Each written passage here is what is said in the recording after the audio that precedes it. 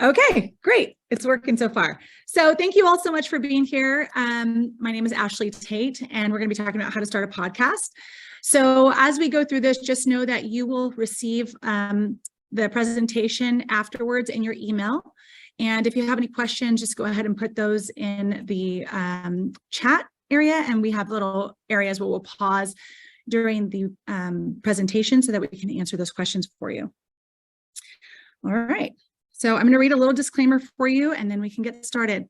All right. The information provided in this webinar and any supplementary materials provided to registrants for educational and informational purposes only, and does not constitute professional, financial, or legal advice.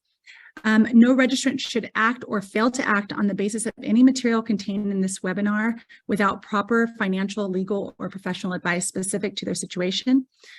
The Northern California Small Business Development Center and its host, the Cal Poly Humboldt sponsored programs, specifically disclaims any liability, loss, or risk, personal or otherwise, which is incurred as a directly or indirectly of the use and application of any of the information presented in this webinar. The Shasta-Cascade Small Business Development Center is a nonprofit organization, and we provide confidential, no-cost advisory and training services to small businesses just like you. And generally there's one in your area, so we will give you all of that information at the end of the presentation. So my name is Ashlee Tate, and I'm an online business coach who teaches creatives and entrepreneurs, as well as nonprofit founders, how to use the online space to amplify their message so they can create an income and design the life and business that they want. So starting a podcast is one of those ways that you can do this. And in this agenda, we're going to talk about why you might want to start a podcast, how to plan your podcast, the type of equipment you'll need, tips for recording, editing your podcast, and marketing it, and then also how to monetize it so that you can actually make money from the work that you're doing. So the objective of this course is for you to be able to effectively plan and launch your first podcast. Now, as we go through this, please do not hesitate to put your questions in for each section, because I do have stops in between so that we can talk about that specific area if you'd like. And I will check those as we get there. So why should you start a podcast? Okay, so podcasts are the kind of the newest way of sharing your information online. And it's basically just a form of audio that you can also record and make into a video audio podcast if you want to put it on YouTube, or if you want to use simply audio and put it on Spotify and all of the different areas. And it's a great thing to add into your business ecosystem. So this is a very low cost way to position yourself as the expert in your field to your target audience and attract high quality leads into your entire business ecosystem and your marketing plan. So it allows you to expand your reach outside of your localized influence, and you can reach people all over the world, as you know. It's a great stepping stone if you want to become a public speaker, because you are using your audio and working on your speaking each time you do this. And there is a potential revenue source from advertising and doing different marketing, doing affiliate marketing, all of the different ways that you can make money from a podcast with your business. So there are over 850,000 active podcast listeners, and at this time of recording, even more. So one of the biggest things that I would say when you're starting your podcast is to really know why you're starting your podcast and really know your goals and understand the purpose of it fitting into your business landscape. So the first thing you want to do when you're starting is to plan your podcast, okay? Like nothing, you don't want to do anything or just like turn on the recording and just get started. You want to really plan it out and have an understanding of what you're trying to do. So the goals for your podcast can be things like, who's your primary audience, and what do you want them to understand from your podcast? Are you doing this so that you can share a message? Are you doing this so that you can build your influence? Are you doing it so that you can introduce different people in your niche or in your business area of expertise? Are you doing it just to provide information? Are you trying to make money from it? It's really important to understand why you're setting it up, so that then you can build the rest of all of the areas according to your plan. So what will your podcast be about? These are some of the things that you might want to start thinking about when you think about the plan for your podcast. What will you want your podcast to focus on? Do you want to focus on society and culture, or do you want to be comedy or business or news or nonprofit? Like, what is it that you're trying to help your customer understand? The format of your podcast will also be important, and I'm going to give you a few here, but you can also mix and match. You can do solo episodes, you could do guest interviews, you could have a mix of them, you can be a storyteller, you could be news related. There's so many different types of podcasts out there that it really does just need to match your personality and match what your audiences are looking for. So you want to determine if you are better on script or off script. Are you somebody who needs to write out a little script and then read off of that script? Because if you are a podcaster, if you're a pure podcaster and you're just doing audio, people will not see the video side of your podcast, which is great, which means that you can have your head down and you can be reading the entire script if you want to, and be very clear and concise with your information. And maybe that's the way your audience wants things. And maybe that's how you feel most comfortable.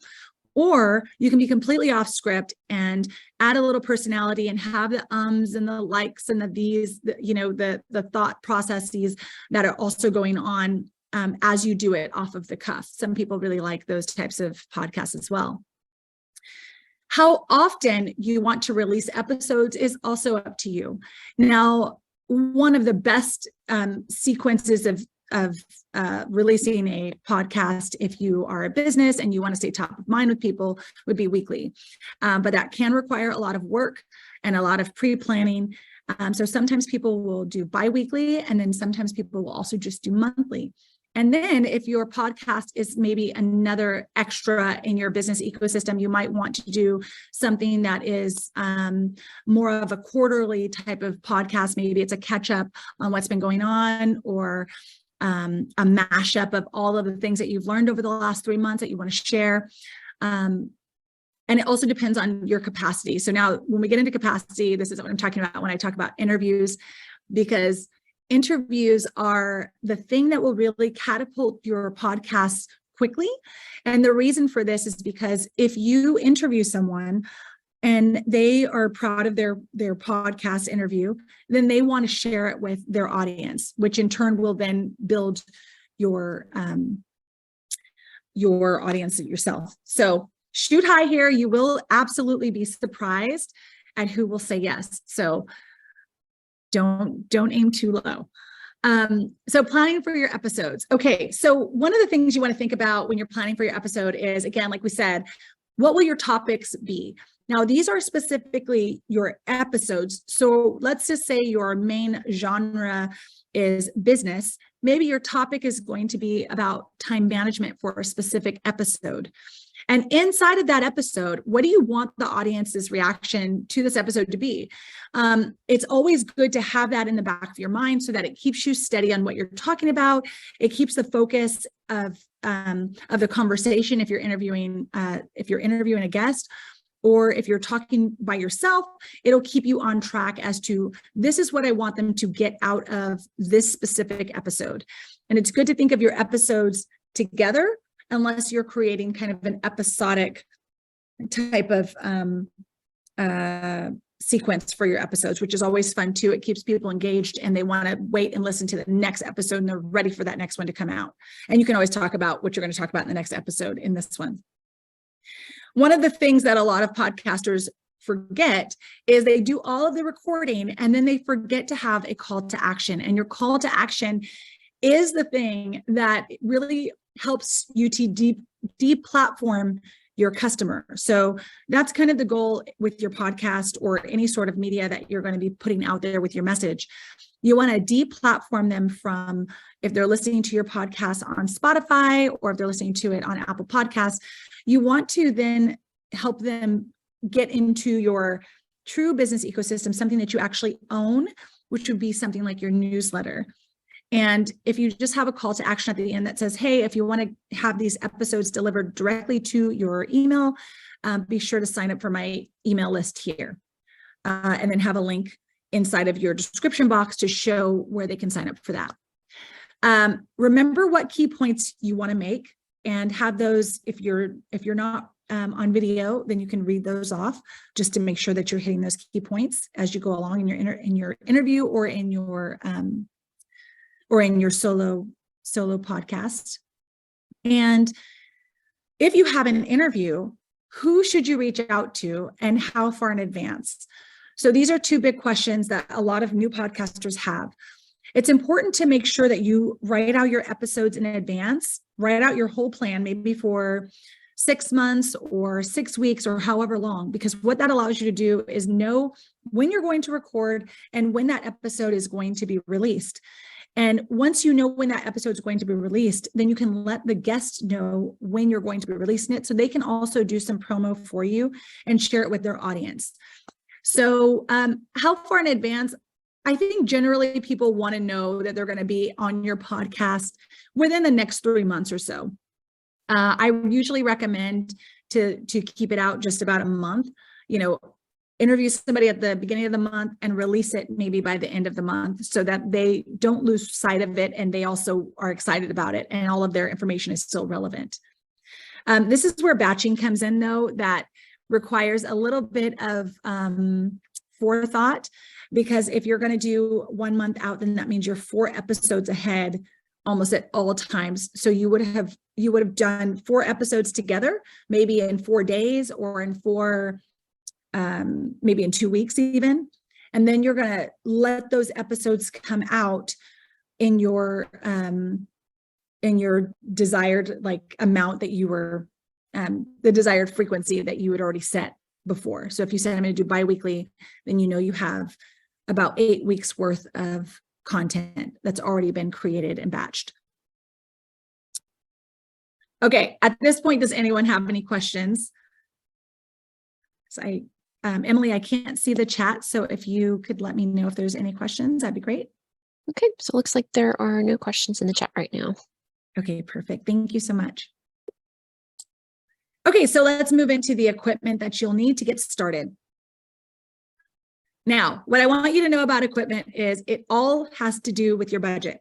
So you don't have to buy the most expensive things here, but we do have some of the top quality things and then some options that might work for anyone's budget. So iPhone earphones or AirPods could work, but you're going to have to test that before you actually get started to make sure the sound quality is there. The Blue Yeti is very good, and it's $149. The Rode Procaster $229, and the Shure, which is a pretty high level microphone, is $399. One thing you want to make sure that you get, no matter what type of headphone you get, microphone that you get, is a pop filter. And what that does is it really just minimizes what people hear when they're listening, so they don't hear the sharp P's, and it calms down your S's, so it's not irritating to their ear or bothersome when they're listening to your podcast. So that's the last thing you want. Remember, they only have your audio to go off of, so we want to make sure that we actually give them a good audio experience. Now, one thing you could do is, like, if you're in your room or in an office, a space that doesn't really have the best acoustics, is you can do acoustic treatments by adding some sort of like foam to your walls, or you can go into a closet or a small space that has clothes around you. Sometimes people will just add chairs around them with clothes thrown on those chairs, just to kind of minimize the acoustics that could ruin your sound quality, because that's not really something that you can fix once you get into the editing phase. So the headphones that I mentioned above are great. But here are a few others that you can maybe get from Amazon for $25. Skull Candy is another good one, Audio Technica. And then your editing software. So let's talk about your editing software. You do not need to go crazy on your editing software. This is something that really focus on your budget and focus on getting your first few episodes out before, like, really decide if this is something you really want to do and you want to either invest in because you feel like this is your best mode of speaking or your best mode of communication. And then you can invest in higher level pieces of equipment for editing software. But if you have a Mac, GarageBand is pretty good and free. So that's a good free option. Anchor is a free option as well. And they will also house and send your podcast different places. You can record it there, you can edit it there, and you can house it there so that it can be distributed to Spotify and Apple and all of the other places that now are spreading and sharing podcasts. So all of those platforms. Logic Pro is $199. And then Adobe Audition is $45.99 per month. And the reason it's so expensive is you can pay, I think, $26.99 per month if you decide to use the annual plan. So that cuts that cost in half. But it's actually part of like the Adobe suite. So if you have that, I think you can also then add in Adobe Audition, or it's already on there for you. And then lastly, Audacity, which is a pretty well-known one, which is also free to use. So there's a few free options here that I would start with and get used to the idea of creating your podcast. And then as you want to up level, you can look at up leveling here or in your iPhones or the recording software that you use. Now, so when it comes to interviews, one of the things that you're going to need for equipment is you're going to need something that can record your guest and record you at the same time if you're doing this online, right? Like if you're not in person, you're going to need something that's going to record both places. So Riverside FM is the ideal situation for recording because it will record it will record two separate cloud recordings so that you can then mash those two together. So if your guest does something or they have an interruption on their side, you can cut it and then still add it into where you guys are talking, and it won't say you're in the middle of a thought or something and a dog barks on their end. You can cut that out on their end, but it won't cut out your piece when you're talking, and your podcast will seamlessly keep going. So, and vice versa on your end. Zoom does have an option to do something like this, but it's not as robust as Riverside, and it's something that you have to set up prior to the interview. So just think about, I mean, if you already have Zoom, go with Zoom and just work with that for your interviews. And if you want to try something new, try Riverside FM. As a podcast host, some of the best places that you can do are listed here: Anchor.fm, SoundCloud, Buzzsprout, Libsyn. So Buzzsprout I use Buzzsprout and I think it's great. It does everything you need as far as cutting and splicing, and you can do that also on, I do it on iMovie, or you can also, if you want to, it's time or money that you have available, you can use Fiverr to do any of your editing if you need that. And then you can upload it to Buzzsprout, and then Buzzsprout will send it to Buzzsprout, SoundCloud, Anchor, Libsyn, any of these will send it out to Apple Podcasts and Spotify and all of the other areas that share podcasts, where podcasts can be found by your customers or downloaded by your customers as well. So you will need a hard drive because you're going to be saving this information onto your hard drive. And it's great to actually have this on your website. So a lot of people think that you should just put your information out there and then it'll just be found. But if you can optimize it and put it onto your website and then also your social media channels, it has a much better rate of being found over time. Because if someone comes to your website and they like a topic that you're talking about, they can just go there and listen to your podcast while they're there. So don't forget to put it on your website. That's a great place to house and land it. And then your local podcasting sites that are available to you. Like if you don't have any of this equipment and you're like, this sounds like a lot of money, I don't know if I want to put this all out and I just really want to test out podcasting, or I prefer to do it somewhere else, or you're going to interview someone and you don't want to interview maybe in your home or your office, you can use places like the library. Sometimes libraries have a podcasting room that you can rent out and use as a place to record your podcast, a quiet place actually, with all the right acoustics and everything. And then sometimes they have local radio stations who also rent out their studios so that you can create a podcast there. Like if it's a podcast with, multiple personalities on there and you guys are all talking about something and maybe you need one place to meet so that everyone can be on that podcast. These are two great options for you to use. All right, so we're going to move into tips for recording. The big thing is really just you need to have somewhere that's quiet. You need to have somewhere with good acoustics. No, it does not have to be perfect. But echoes are really hard to get rid of. And if you don't have those split audio recordings for your guest, editing that is also really difficult because generally one of you is talking, and if something happens on the other person's end, you have to cut that area or annoy your listener, which we don't want to do. So another alternative for if you're interviewing someone and they make a mistake or you make a mistake, just let them know that they can clap, and they go like this. And they just clap 3 times, and it'll show you within the audio that this is a place where it had a high pitch, and you'll know that that's what you need to cut out. And so it makes it much easier to edit, whether you're doing the editing or you have an editor, so they kind of have an idea of where to cut. Because again, there's like pitches and changes in your pitches while you're talking on your podcast. So this just makes it more efficient, if I can say that. Okay, so some tips would be to turn off your electronics and your air conditioning because people can hear that in the background. Airplanes, if you have airplanes that go overhead, just be sure to wait and let those pass, because those are things that really do show up in the audio, because remember, we don't have anything else to focus on.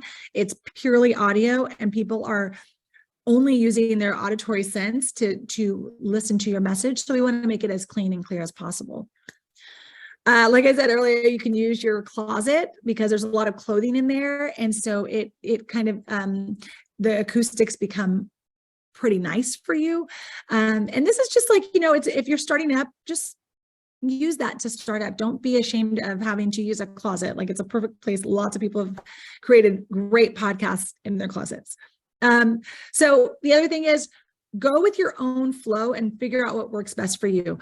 We're telling you how to create and optimize your podcast, but people want the information that you have. So if you don't have everything perfect, it's okay to just go ahead and do it, at your own pace and fix the things as you go along. One thing I want to say is you don't have to re-record your podcast over and over and over. If you make a mistake, do the clap, keep going through your podcast. Don't start over. Just do the clap. That is exactly what editing is for. And the editing process, that's what it's for, so that you don't have to do that. And you can save time. Like I said earlier, make sure you record interviews on separate tracks so that you can actually go back and edit what needs to be taken out. All right, so editing your episodes. Now, this is where the fun comes in for some of us. If you enjoy editing, audio editors are places like GarageBand, Audacity, Adobe Audition, and Fiverr. Okay, Fiverr is a place where you can hire someone to actually do your editing for you, and generally they tend to be pretty reasonable. If that's not a piece of your business that you want to do, you can certainly hire that out. You can do the recording, and then you can hire out the editing piece. Or you can save money and you can do it yourself on some of these other options. So what you want to do when you're in there is just really like remove any noises in the background, anything that was, maybe you were talking and you hit something, you want to get rid of those. or at least reduce those. You want to sweep the entire file for any harsh frequencies, anything that might, if you scrape something, anything that might hurt someone's ears. And if you are an expert, then you know all about reverb and compression, and you can kind of mess around with that as well. All right, the next thing is you want to remove sound from the other track when one person is talking. So, we want to keep everything in there pretty natural because it is a podcast and people love to hear that banter and the conversation. But if there's something in there that is mumbled or it was tough to understand, it might be something that you just want to get rid of altogether. You don't want to confuse your audience or irritate them or make them strain to understand something in your podcast. Because again, the beauty of a podcast is that it is purely audio, but that's also the hard part of a podcast is that it's purely audio. So you want to make your audio as clean and crisp as possible. Again, there are places to outsource, Fiverr, Upwork. You can hire interns who are maybe from the college or from high school, someone who wants to learn how to do this type of editing. If you don't want to do this part of podcasting, because it can be difficult and it can be frustrating. So I just want to be clear with you. Okay, Emily, any questions? Yeah, so there is one question here. So when saying I have Audacity where I can edit my own audio, do I just upload the audio to the podcast host for them to distribute to Spotify and others? Yes. So sometimes you'll have to get a license from, like you'll have to get a license approved, kind of like there's a process for Apple Podcasts. And you may need to do that before you upload from Audacity. But Audacity should be able to distribute it once you upload it to Audacity. So that's something I would check. But if they don't do it, then yes, you can go and distribute it individually. It might just be the editing software. And then once it's complete, you then have to go and distribute. I'm not sure specifically on Audacity if that's what you have to do, but that's what I would look for. Basically, you're looking for, is it just an editing software or is it an editing and distribution software? If it's not a distribution software, then yes, you need to go to all of the individual places, the Apple Podcasts, Spotify. There's like a lot of different places that you could go, and then you would need to upload it yourself directly to that platform. Does that answer your question?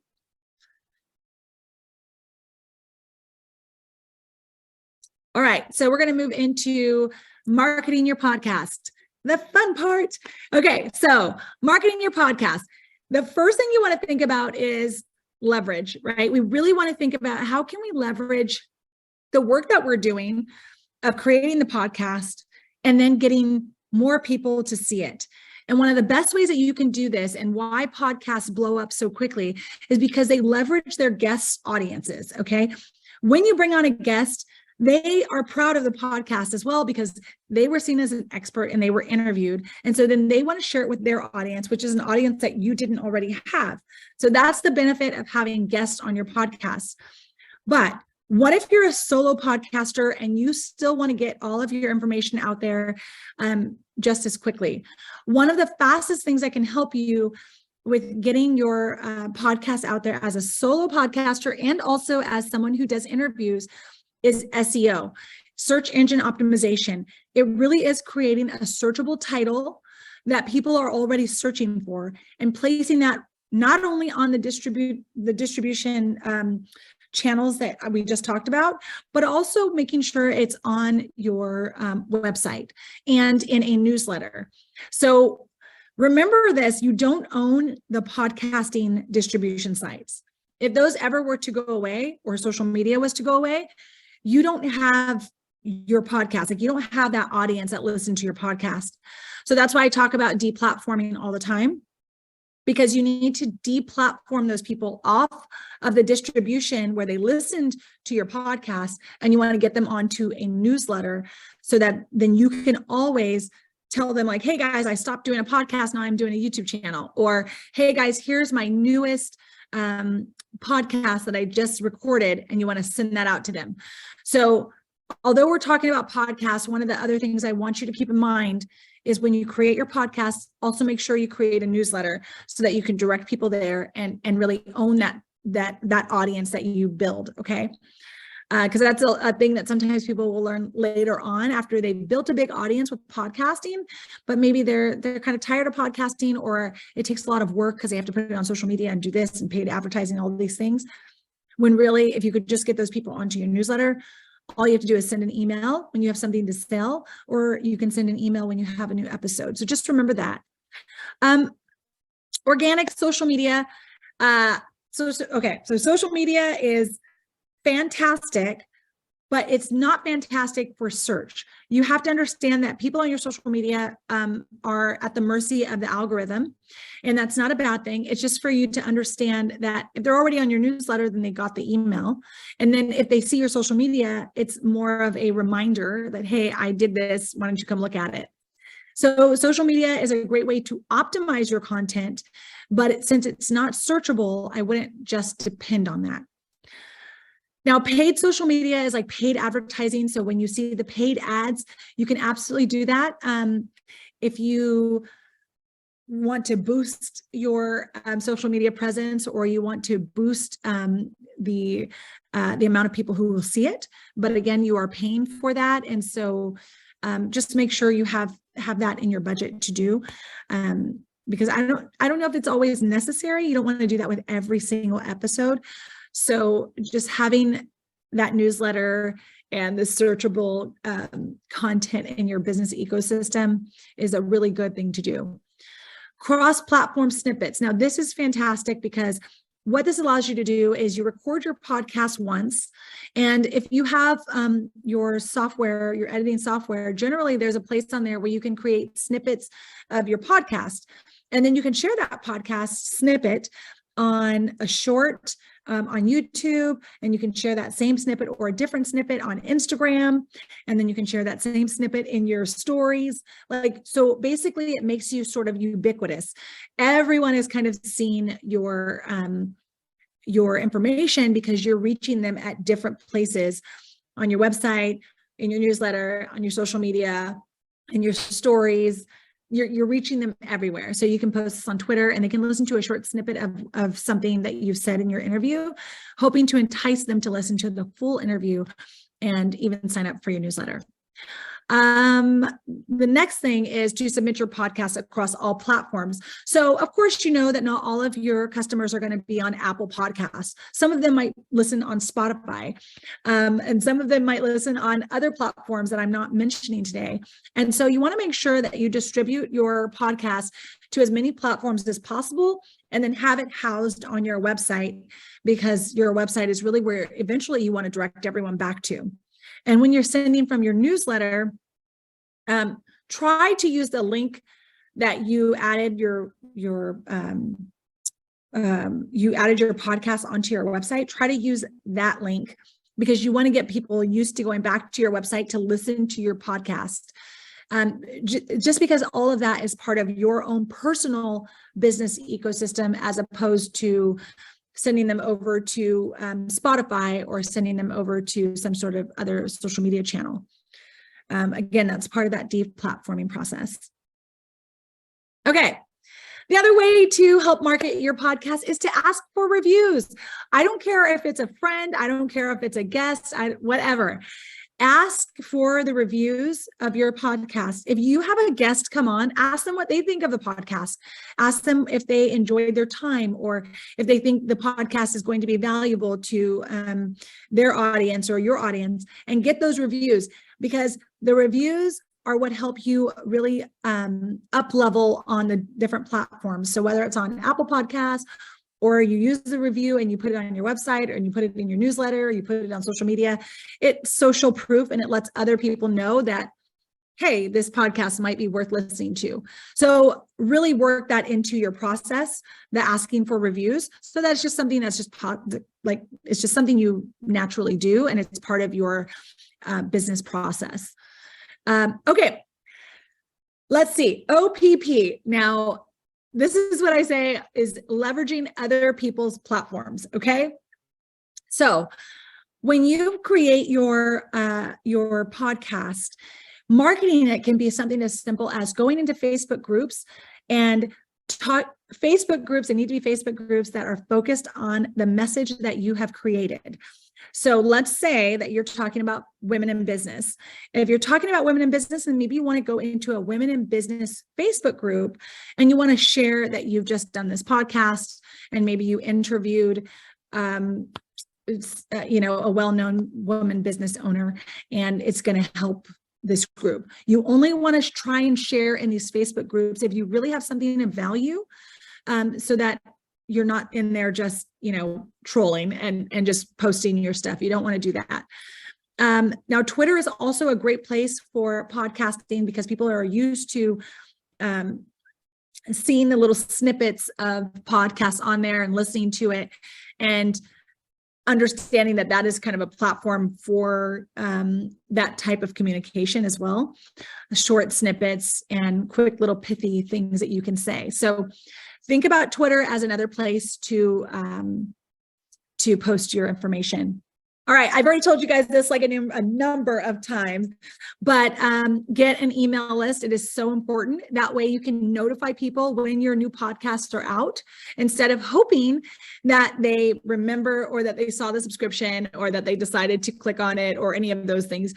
It is delivered directly to their inbox. And I'm telling you, this will change the game for you when you are just getting started with your podcast, no matter what you've been doing, because the delivery of here is my information on a platter in your email, it's getting there to them and you're not worried about an algorithm. So if you ever want to bypass the algorithm, start an email list. That's the place to do it. All right.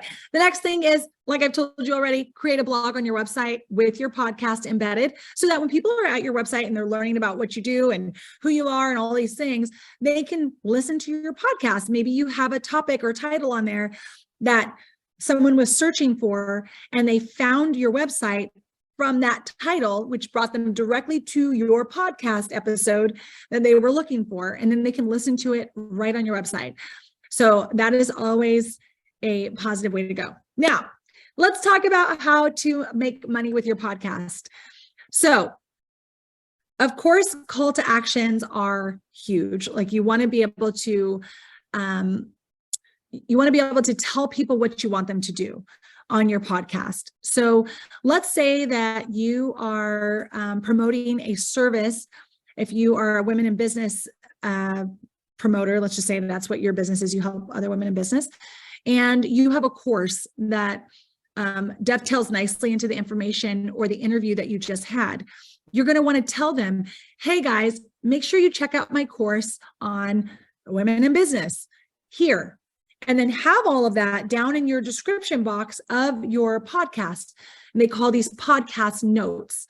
And so you just want to make sure you have all of that available so that they can directly go and click the link and find out about your service. So if you currently have a service and you're building a podcast to be seen or, have more people know about your service, this is where you actually would share your service in that call to action. So if you're an insurance agent and you are giving insurance information and people listen to your podcast, at the end of that, you're going to want to say, hey, if you need an insurance agent and you want to work with me, you can go here. So have a place in your podcast where you do promote your services, and that is your call to action. Now, I would recommend that your call to action when you're first starting out is just to sign up for your email list, because once they're on your email list, you can sell to them over and over and over and over, right? You can always have at the bottom of like, how can I help you of your email list so people will know like this is how he can work with us. Once they like your information, it becomes much easier to sell. So just remember that. Okay, referral or affiliate programs. So affiliate programs are great. Let's say that you get on there and you talk about a service that you love, or you talk about a product that you love. Let's use a product. So you talk about this product that brushes your hair perfectly. And you're going to tell them how amazing it is all throughout the podcast and why you love it and why they should have it and how it's going to help them. An affiliate program means that you have an affiliate link that is created specifically for you, that now if they click that link, will give you a kickback if they decide to purchase that product. And that's one way that it's a very easy way to make money, because you recorded this episode one time, you talked about this product one time, and people can listen to it for years to come and always click on that link and purchase whatever it is that you told them was amazing. And then you always will get that kickback, and you aren't doing anything. You recorded it once and you sold it thousands of times.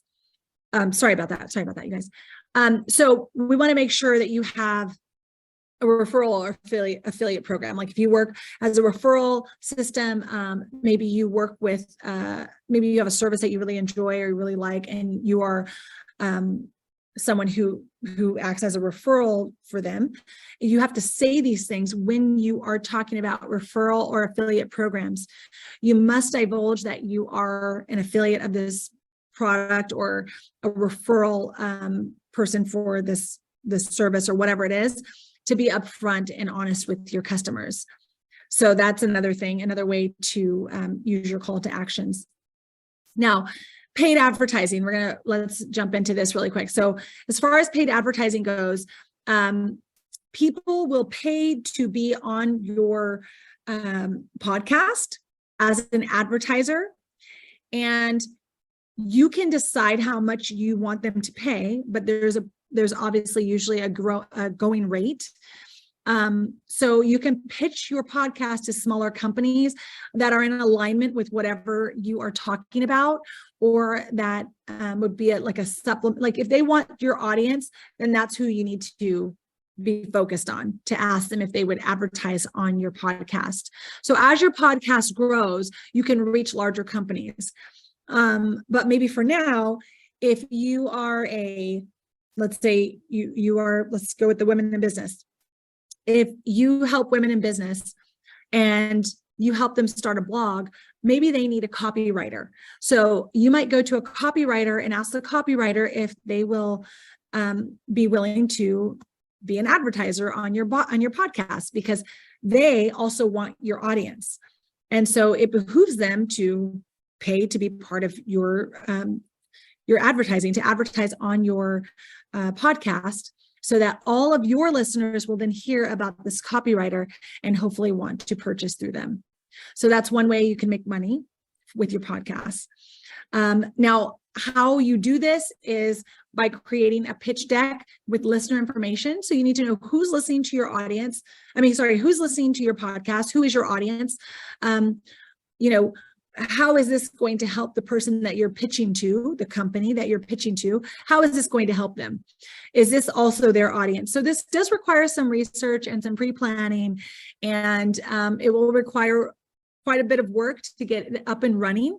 But again, this is something that, just like your newsletter and just like the reviews, you want to add this into your business processes so that it's something that's just natural, that you always do. It's just part of your business systems, okay?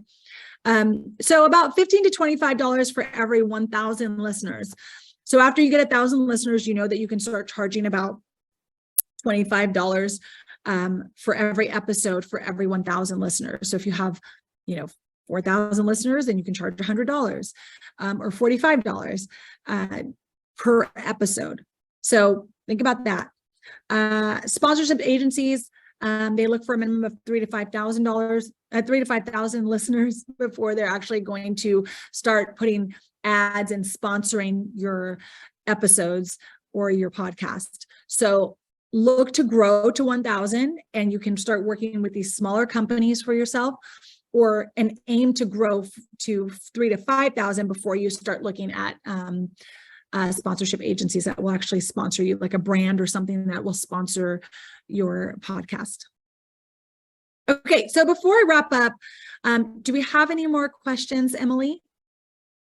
Yeah, so a couple of questions here. So there was a follow-up clarification of that earlier question about uploading the podcast. So what they meant was upload to Buzzsprout, and they would distribute to the podcast platforms like Spotify, or is that not the correct way? That is correct. And I didn't want to go too deep into that because Yes, Buzzsprout will do that for you, but I didn't know for sure with Audacity if they have that capability. But yes, Buzzsprout will upload everything. Once you upload it, and then you say, I think you have to press distribute, then it distributes to all of them. But on Buzzsprout, you do need to, there's something you need to do with Apple Podcasts. I think you have to go and you either have to set up your account or you have to get some sort of licensing. I do remember having to do something with Apple Podcasts outside of Buzzsprout so that I could come back to Buzzsprout with, I think it was like a license number or that you've signed up through Apple Podcasts. So basically it's almost like a verification process through Apple Podcasts specifically. And then you come back to Buzzsprout and say, yes, now I'm verified on Apple Podcasts. But I think it was super easy to put on Spotify and all of the other places that they have it. So I hope that helped. And if you still have a question, please follow up on that. Okay, it looks like we did. Okay. Okay, and then another question here. How do you gather the data about who your listeners are? Okay, so generally you have an audience that you're trying to attract just for your overarching business. So you'll have an idea from that alone. And then generally they'll give you some sort of analytics inside of the platform. They'll say, okay, you have 50% female, they're generally around this age range, they're following you from here, they found you on search, there's lots of different analytics generally within the platform. Now, sometimes this is not available to you because you are maybe you're a smaller creator or the platform that you're using to distribute doesn't do those types of analytics, and that's okay. But you will generally know how your audience setup is. And you'll find that out from people who are responding, people who are signing up for your email list, people who are going to your website. You can find that type of information from all different places, and you cull it all together. And that's how you come up with the information that you would need for advertisers. Awesome. Okay, another question here. What platforms/tools do you recommend for video plus audio podcasting? Well, I would say Riverside FM is probably the best. I think Zoom is a good second option.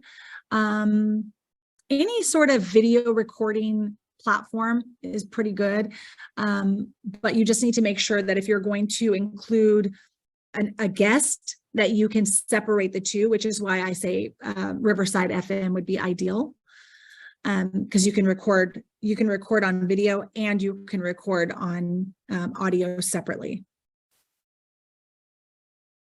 We have another one. Okay, I think that's all the questions I see right now. Okay. All right. And if you guys have any other questions, please feel free to ask as I wrap up here. And Emily, if there's another one, you can totally interrupt me. So basically what we covered here was why you should start a podcast, how to plan your podcast, the equipment you'll need, the tips for recording, editing your episodes, marketing your podcast, and then how to make money from your podcast. And just to review our objectives, by the end of this course, you should be able to now effectively plan and launch your first podcast. And I do wish you guys good luck. From some final pieces of advice are, even though I gave you this different information, all of that, one thing I just want to say is let go of perfection. Understand that your first few podcasts actually may not be perfect. They probably will not be. Don't even expect it, because that's an unrealistic expectation. And just think of this as practice. Like your first one, practice. You might make some mistakes. That's okay. Most times people, like, to be totally honest, people aren't really listening to those first couple of episodes unless you're just like amazing with your marketing from the start, which generally we're not. And just get started. Get started. You may not know the perfect direction. You may not know where you're going to end up in the end, but just get started talking about the things that are going to bring out your personality and really allow you to be as authentic as possible. And then lastly, let your business evolve into whatever it's going to be. Like, don't worry if you're not talking about the perfect thing right this moment, or you don't have all of the pieces of your system set up yet. write those things down. And as you create, build on top of that. And then over time, that will allow you to up level, and don't give up on it. Like, it does take time for people to find your podcast. It does take time for people to want to listen. And that's okay. That's everything online. So that's my little pieces of advice. Okay. Any final questions? I'm not seeing any in the chat. Okay. All right. Well, thank you so much, you guys, for being here. And thank you, Emily, for helping. Yeah, absolutely.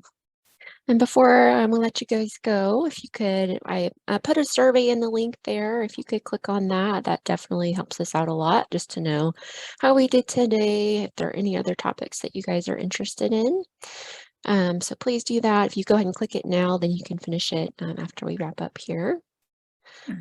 And then the last thing I just want to say before you guys go is, again, like I talked about in the beginning, there are SBDC offices in every area, essentially. And this is the website that you can use, americassbdc.org/find-your-SBDC/. So go check that out. It is all no cost consulting and advice for you. And there's tons of other webinars that we do. So go check it out for your area. And thank you so much for being here. Awesome. Thank you, Ashlee. We'll see you guys next time. All right.